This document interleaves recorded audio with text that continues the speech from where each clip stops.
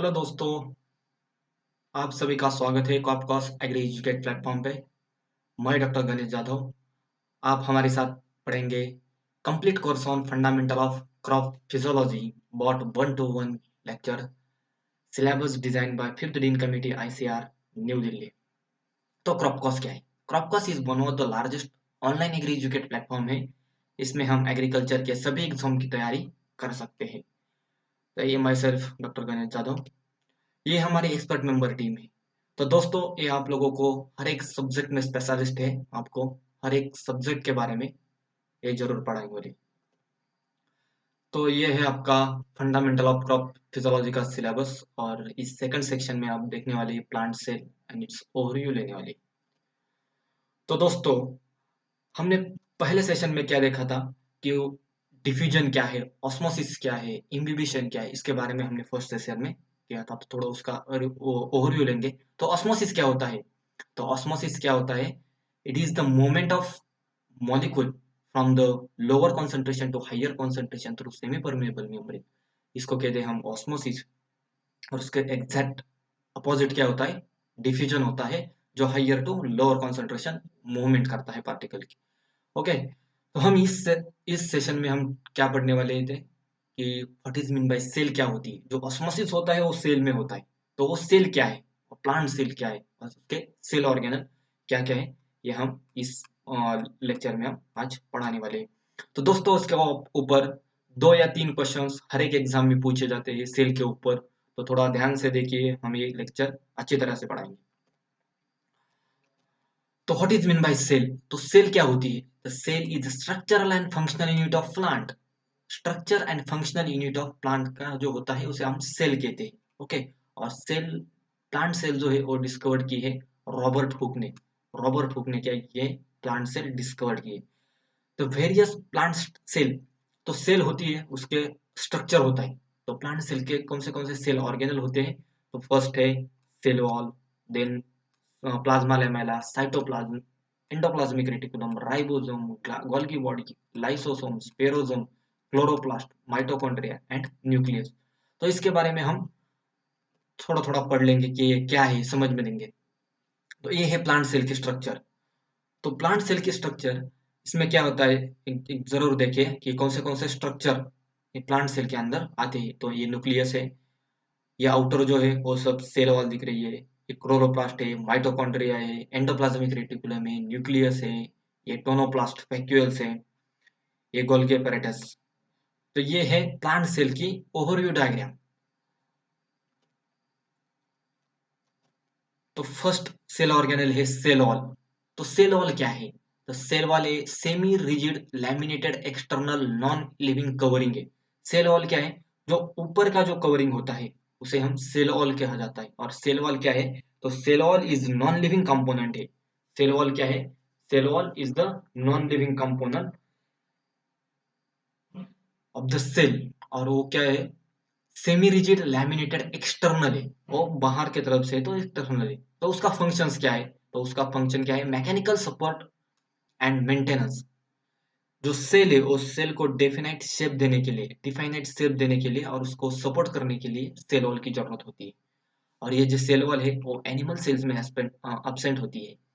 ये only plant cell में present रहती है, एनिमल सेल में एब्सेंट होती है। तो एनिमल सेल में क्या होता है? तो उसकी वजह से एनिमल सेल में क्या होता है? प्लाज्मा मेम्ब्रेन होती है। तो आउटर मोस्ट जो लेयर है, वो outermost layer animal cell में प्लाज्मा मेम्ब्रेन होती है।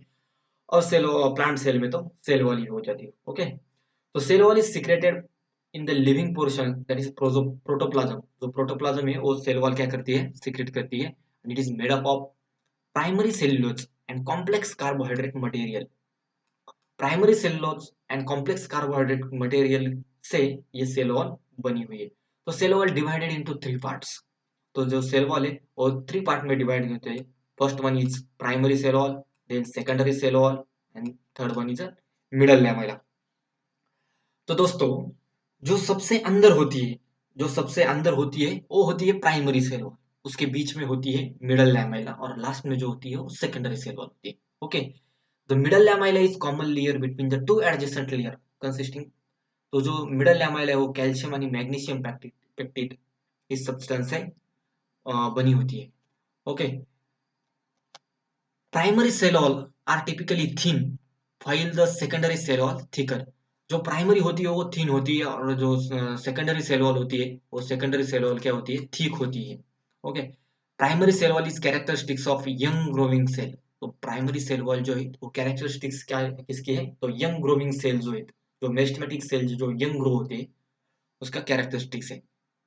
तो हम नेक्स्ट ऑर्गेनल पढ़ेंगे अभी, प्लाज्मा लेमाइला और plasma membrane. The cells are bounded by the thin membrane which is not visible under the light microscope. It's called as plasma lamella और plasma membrane. तो plasma membrane क्या है, thin membrane होती है, ये visible नहीं होती, लाइट माइक्रोस्कोप में वो फिजिबल नहीं होती। और ये किससे बनी होती है, तो plasma lamella is made up of lipoprotein and polysaccharides. Okay, lipoprotein और पॉलीसेकेराइड से ये प्लाज्मा प्लाज्मा मेम्ब्रेन तैयार होती है। इन एडिशन टू, और उसके साथ क्या होता है, सम आयंस यूज किए जाते हैं, कैल्शियम है, जिंक है, magnesium also present in this plasma membrane में प्रेजेंट रहते हैं। तो प्लाज्मा मेम्ब्रेन क्या है, इज सेमी परमिएबल मेम्ब्रेन। तो गाइस एक ध्यान से देखिए, सेमी परमेबल मेम्ब्रेन ये वर्ड हम कहाँ से सुना, कब सुना था, तो फर्स्ट लेक्चर में हमने सुना था कि सेमी परमेबल मेम्ब्रेन जो है वो ऑस्मोसिस में आती है। तो ऑस्मोसिस जो होता है वो सेमी परमेबल मेम्ब्रेन में होता है। और जो सिलेक्टिव परमेबल मेम्ब्रेन होती है, तो ये सिलेक्टिव परमेबल मेम्ब्रेन क्या है, तो सिलेक्टिव परमेबल मेम्ब्रेन मीन्स क्या होता है, only selective material should be pass through this membrane, that is semi permeable membrane, sorry selective membrane and semi permeable membrane in osmosis you have to see. Okay, the cell membrane regulate, cell membrane क्या regulate करती है, outward movement of substance in response to concentration gradient और it may be active process against concentration gradient. तो cell membrane क्या होती है, outer movement of जो substance है उसका जो रिस्पॉन्स है, और रिस्पॉन्स क्या करती है, चेक करती है। Okay, then in living cell substance more selectively through the membrane. Once this membrane is removed, damaged or ruptured, the substance move inward and outward freely. तो क्या होता है, सेल मेम्ब्रेन जब रप्चर होती है तो जो वाटर की मूवमेंट होती है और जो सब्सटेंस की मूवमेंट जो होती है तो इनवर्ड और आउटवर्ड फ्रीली हो जाती है। Okay, there there may be state of equilibrium achieved with living state is rare. तो जो स्टेट ऑफ इक्विलिब्रियम अचीव्ड है तो वो क्या होती है, स्टेट होती है प्लाज्मा मेम्ब्रेन में। देन साइटोप्लाज्म, साइटोप्लाज्म क्या होता है अभी, तो cytoplasm is part of protoplasm. Protoplasm protoplasm का पार्ट है which lies outside the nucleus and inner of the cell wall. तो प्रोटोप्लाज्म का ही पार्ट है साइटोप्लाज्म, वो आउटसाइड द न्यूक्लियस, न्यूक्लियस के आउटसाइड रहता है, और इनर सेल वॉल में जो सेमी फ्लूइड जो मटेरियल रहता है उसे हम साइटोप्लाज्म कहते हैं। Okay, plasma membrane plasma lamella plasma membrane are present outside the cytoplasm। Cytoplasm के आउटसाइड में प्लाज्मा मेम्ब्रेन और प्लाज्मा लेमेला जो थिन मेम्ब्रेन होती है तो प्रेजेंट रहती है। Okay, the part of cytoplasm made up of endoplasmic reticulum and cytoplasmic matrix. जो साइटोप्लाज्मिक होता है वो एंडोप्लाज्मिक रेटिकुलम और साइटोप्लाज्मिक मैट्रिक्स से मेड अप होता है, इसे known as endoplasm. Endo means अंदर। Okay, cytoplasmic matrix contains several photoplasmic bodies called as organelles। जो साइटोप्लाज्म होता है वो अंदर का जो क्या होता है, जेल लाइक जो स्ट्रक्चर होता है ना उसे हम साइटोप्लाज्म कहते हैं। और साइटोप्लाज्म में जो मैट्रिक्स होता है ना, वो मैट्रिक्स के अंदर डिफरेंट सेल ऑर्गेनल होते हैं, डिफरेंट सेल ऑर्गेनल होते हैं। These organelles have an definite morphology specific function. तो हर एक ऑर्गेनल को डिफाइनाइट शेप है, डिफाइनाइट उसका फंक्शन है। दो, तो ये जो सेल वॉल है और ये जो सेल ऑर्गेनल्स है वो सम है डबल मेम्ब्रेन है, और कई जो है सिंगल मेम्ब्रेन। तो डबल मेम्ब्रेन कौन कौन कौन है, तो डबल मेम्ब्रेन जो सेल ऑर्गेनल्स है उसमें न्यूक्लियस, प्लास्टिड, माइटोकॉन्ड्रिया, ये डबल मेम्ब्रेन है। तो इसके ऊपर एक क्वेश्चन पूछा जाता है कि which one of the following is double membrane structure, which of the following is single membrane structure.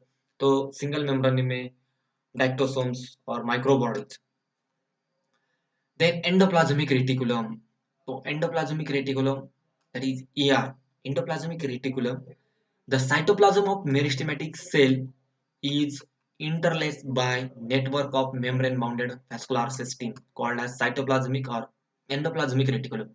तो एंडोप्लाज्मिक रेटिकुलम जो है तो दोस्त न्यूक्लियस के जस्ट अटैच होती है, न्यूक्लियस को बाहर की तरफ से जो अटैच होती है और ग्रैन्युलर लाइक उसका स्ट्रक्चर होता है, उसे हम एंडोप्लाज्मिक रेटिकुलम कहते हैं।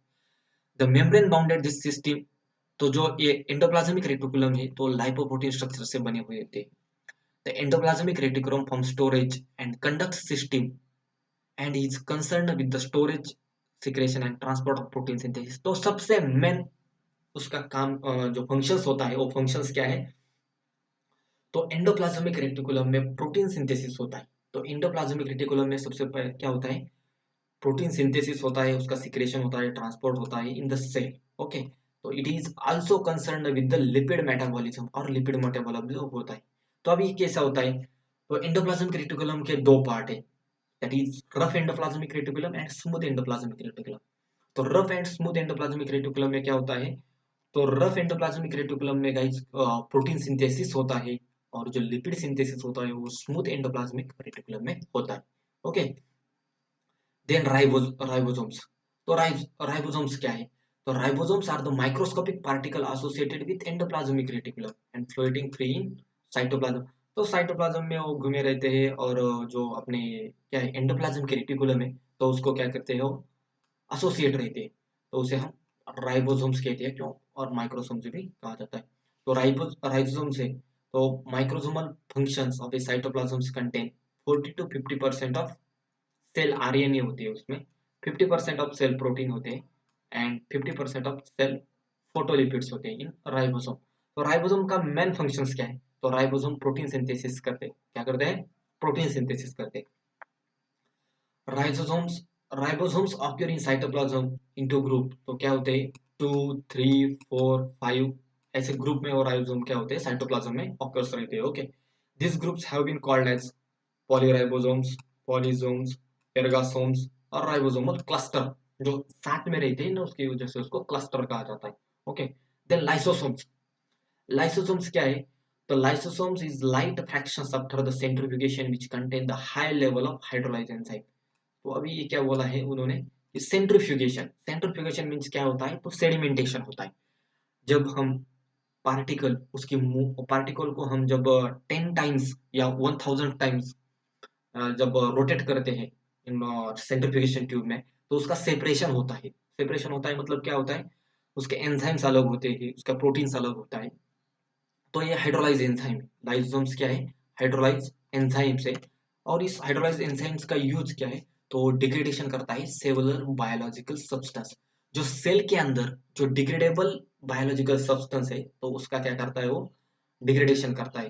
सब्सटेंस जो है सेलुलर बायोलॉजिकल जो सब्सटेंस है उसका डिग्रेडेशन करता है, और जो सेल्स के लिए हानिकारक है उसका भी वो डिग्रेड करता है। तो स्पेशल ऑर्गेनेल है, सेल का स्पेशल ऑर्गेनेल है, जो क्या करता है, हम क्या बोलते हैं उसको, साफ सुथरा रखता है सेल को। सेल के अंदर जो ही हार्मफुल सब्सटेंस है उसको वो मिटा देता है और उसका डिग्रेडेशन करता है। तो इसे हम क्या कहते हैं, सुसाइडल बैग्स कहते हैं। इसके ऊपर भी क्वेश्चंस पूछा जा सकता है कि which one of the following organelles is also called as and suicidal bags. तो गाइस ध्यान से रखिए, lysosomes is also called as suicidal bags. Okay, then spherosomes. Spherosomes क्या होता है, certain tiny vesicles should expand and develop into the body is called as sperosomes. Okay, तो certain vesicles, जो certain vesicles होते हैं, tiny bodies होती है sperosomes की छोटी छोटी, तो expand and develop into the body. Sperosomes are abundant in cell and rich in fats. Okay, these are indicate endoplasmic reticulum active in production of fat. तो स्पेरोसोम्स का फंक्शन है तो फैट्स का। Then peroxisomes and glyoxysomes. तो ये छोटे छोटे organelle है सेल में जो है, ये बहुत ही स्मॉल ऑर्गेनेल है, पैराक्सिसोम, लाइसोसोम्स, देन स्पेरोसोम्स। तो पैराक्सिसोम्स क्या है, आज स्पेरिकल ऑर्गेनेल्स है which where refers to micro bodies in the plant. Plant में छोटा सा स्पेरिकल ऑर्गेनेल्स है। Peroxisome have universally identified in plant and animal species. तो एनिमल में रहता है और प्लांट में भी रहता है, तो ये दोनों में प्रेजेंट रहता है। Peroxisomes check the formation of toxic hydrogen peroxide in the cell cytoplasm. तो उसका मेन फंक्शन क्या है, तो पैराक्सिसम चेक द फॉर्मेशन, जो फॉर्मेशन होता है टॉक्सिक हाइड्रोजन पेरोक्साइड, उसका जो फॉर्मेशन होता है वो साइटोप्लाज्म में वो चेक करता है। देन उसके बाद प्लास्टिड। तो प्लास्टिड तो बहुत ही बड़ा चैप्टर है, लेकिन हम इसमें ओवरव्यू लेंगे कि प्लास्टिड क्या है। तो प्लास्टिड, तीन तरह के प्लास्टिड होते हैं, एक क्लोरोप्लास्टिड होते हैं, क्रोमोप्लास्टिड होते हैं और लिकोप्लास्टिड होते हैं। These are the different plastids, and plastids only found in the plant cell, not in animals. Okay, the complex microscopic organelles which are visible on the basis of coloration and function। तो उसका colouration और function के basis से हम उसको क्या करते हैं, डिस्टिंग्विश करते हैं और उसको ग्रुपिंग करते हैं। तो क्लोरोप्लास्ट कौन सा है, क्रोमोप्लास्ट कौन सा है, ल्यूकोप्लास्ट कौन सा है, ये हम कलर की बेसिस से करते हैं। ओके, तो उसके सबसे इंपॉर्टेंस जो प्लास्टिड होता है वो क्लोरोप्लास्ट होता है। ओके, तो chromoplast are variously pigmented and not contain chlorophyll. तो कंटेन उसके क्लोरोफिल नहीं है, तो उसके ग्रीन कलर ही नहीं था, तो कलरलेस होता है chromoplast. Okay, the leucoplast do not contain any visible content, do not contain any visible content and cheaply concerned with the synthesis and storage of type of carbohydrates. तो Leukoplast जो होता है वो लिकोप्लास्ट में भी chlorophyll content नहीं होती। तो जो क्लोरोफिल कंटेंट होते हैं जो कहाँ होते हैं, क्लोरोप्लास्ट में होते हैं। और वो जो क्लोरोप्लास्ट होता है उसको ग्रीन कलर होता है। ओके, तो वो क्लोरोप्लास्ट में क्लोरोफिल होता है और उसमें क्या होता है, फोटोसिंथेसिस होता है। So it is important plastid है। वो क्या है, इंपॉर्टेंट प्लास्टिड है और it is also known as kitchen of cells. तो उसमें सब अब क्या बोलते हैं, खाना पकाते हैं जो है ना, उसको हम किचन बोलते हैं ना, जो जहाँ खाना पका जाता है। तो ये सब जो सेल है, जो सेल का जब टोटल जो फूड है, वो फूड कहाँ से कहाँ बनता है, तो क्लोरोप्लास्ट में बनता है, इसीलिए उसे किचन ऑफ सेल्स कहा जाता है। Chlorophyll is essential pigment for the photosynthesis. Photosynthesis में सबसे इंपॉर्टेंट जो पिगमेंट होता है वो क्लोरोफिल है। That's why the plastid is called as photosynthetically active plastid, PAP, photosynthetically active plastid. Abbreviation के लिए ये पूछा जा सकता है कि पीएपी क्या है भाई, तो फोटोसिंथेटिकली एक्टिव प्लास्टिड है। Okay, when leucoplast and chromoplast receive the photon of light, ये क्या करते हैं, ये फोटोन जब है, जो लाइट है, लाइट से क्या करते हैं, वो फोटॉन्स एब्जॉर्ब करते हैं and they converted into chloroplast, और क्लोरोप्लास्ट में वो कन्वर्ट कर देते हैं and become the photosynthetically active. And photosynthetically active means क्या करते हैं, फोटोसिंथेसिस के लिए हेल्प करते हैं ये leucoplast and chloroplast. Okay, then mitochondria. Mitochondria, mitochondria क्या है, तो mitochondria is the power house of cell. Power house में मतलब क्या होता है, जो एनर्जी इकट्ठा की जाती है उसे हम पावर हाउस कहता है, कि सब पावर इकट्ठा हो जाती है और उसमें से वो डिस्ट्रीब्यूट होती है, तो इसे हम क्या कहते हैं, पावर हाउस ऑफ सेल कहते हैं। तो ये साइटोप्लाज्म में होती है। तो mitochondria provide cell with most of the usable energy in the form of ATP. जो उसकी जो एनर्जी है, वो एनर्जी जो है, तो एनर्जी किसके फॉर्म में, एटीपी। तो एटीपी का मतलब क्या है, एडेनोसाइन ट्राइफॉस्फेट। तो उसके फॉर्म में जो एनर्जी होती है वो एनर्जी माइटोकॉन्ड्रिया में स्टोर की जाती है। Okay, driving energy consume means क्या होता है, जिस पार्ट को एनर्जी की जरूरत है वो एनर्जी, जिस ऑर्गेनल की एनर्जी की जरूरत है वो माइटोकॉन्ड्रिया से एनर्जी लेता है, क्योंकि वो पावर हाउस है, उसमें सब एनर्जी इकट्ठा हो जाती है। Okay, then nucleus. तो nucleus is discovered by Robert Brown in 1831। 1831 में रॉबर्ट ब्राउन ने क्या किया था, न्यूक्लियस डिस्कवर किया था। It has controlling influence by heredity and physiological activity of the cell. ये न्यूक्लियस क्या करता है, सबको कंट्रोल करता है, क्योंकि वो न्यूक्लियस में होता सबसे बीच में होता है ना। तो वो क्या करता है, हेरिडिटी एंड फिजियोलॉजिकल एक्टिविटी जो है, हेरिडिटी मीन्स क्या होता है, transfer from one generation to another generation. जो कैरेक्टर्स होते हैं वो कैरेक्टर क्या करते हैं, influence by the nucleus. And the physiological activity of the cells, cells की जो फिजियोलॉजिकल एक्टिविटी वो न्यूक्लियस क्या करता है, कंट्रोल करता है। It control direct the son of the enzyme that catalyze most of the metabolic reaction of the cell. Three structures है, chromosomes, ribosomes, nucleus are embedded in the nucleoplasm. ये जो सब जो स्ट्रक्चर है थ्री वो nucleoplasm में है और उसका मेन फंक्शन क्या है, तो control the cell. Chemical analysis of nucleoplasm shows that the large amount of lipid, phospholipid and particularly protein chemically consist of, तो उसमें अंदर क्या होता है, आरएनए होता है, डीएनए होता है और प्रोटीन होता है। तो आरएनए टू डीएनए कन्वर्जन होता है, तो उसके ट्रांसक्रिप्शन ट्रांसलेशन आपको मालूम होगा, RNA to DNA, DNA to फिर protein, sorry DNA to RNA, RNA to protein synthesis जो होता है वो न्यूक्लियस में होता है। तो गाइस, ये था हमारा आज का session, second session on overview of plant. Plant cell का जो है हमने ओवरव्यू लिया है, तो उसके ऊपर बहुत ही इजी क्वेश्चंस पूछे जा सकते हैं, लेकिन वो थोड़ी सी गड़बड़ की वजह से हम वो गलत कर सकते हैं। तो गाइस बताओ पावर हाउस ऑफ सेल क्या है? पावर हाउस ऑफ सेल तो आपको सभी को अभी मालूम है कि पावर हाउस, पावर मतलब माइटोकॉन्ड्रिया में सब एनर्जी जो इकट्ठा की जाती है। तो क्लोरोप्लास्ट क्या है? किचन ऑफ द सेल है। न्यूक्लियस कंट्रोल करता है। एंडोप्लाज्मिक रेटिकुलम में क्या होता है? तो स्मूथ एंडोप्लाज्मिक रेटिकुलम में, रफ एंडोप्लाज्मिक रेटिकुलम में, इसमें स्मूथ में क्या होता है? लिपिड सिंथेसिस होता है। रफ में क्या होता है? प्रोटीन सिंथेसिस होता है। ओके, तो नीचे अभी ये क्वेश्चन आ गया कि kitchen of the cell, kitchen of the cell कहाँ, किसको कहा जाता है? तो क्लोरोप्लास्ट अभी लिखा है कि किचन ऑफ द सेल उसको कहा जाता है। तो that does act as a seat protein synthesis. तो प्रोटीन सिंथेसिस कहाँ होती है? तो अभी बताओ, न्यूक्लियस में तो नहीं होती, क्योंकि न्यूक्लियस क्या करता है? न्यूक्लियस क्या करता है? न्यूक्लियस कंट्रोलिंग करता है। डीएनए से डायरेक्ट प्रोटीन सिंथेसिस तो नहीं होती, उसके बाद उसको आरएनए, उसके बाद प्रोटीन सिंथेसिस होता है। लेकिन इमीडिएट प्रोटीन सिंथेसिस का होता है राइबोसोम, जो है राइबोसोम क्या करते हैं? प्रोटीन सिंथेसिस करते हैं। और स्मूथ एंडोप्लाज्मिक रेटिकुलम क्या करते हैं? तो smooth endoplasmic reticulum lipid synthesis करते हैं, lipid. Okay, the protoplasm of the cell comprise of, तो प्रोटोप्लाज्म क्या होता है? तो प्रोटोप्लाज्म ऑफ द सेल क्या है? Cell wall, nucleus, cell membrane और प्लाज्मोडेस्मा। तो protoplasm of the cell comprise of, तो ये क्वेश्चंस का आंसर आपने कमेंट में बताना है मेरे को कि इसका आंसर क्या हो सकता है। तो सेल वॉल हो सकता है क्या? एक थोड़े से हिंट आपको दे देता हूँ, सेल वॉल होता है क्या? प्रोटोप्लाज्म, प्रोटोप्लाज्म में सेल वॉल है, न्यूक्लियस है, सेल मेम्ब्रेन है, प्लाज्मोडेस्माटा है। विच one of this correct answer for that? तो थैंक यू गाइस।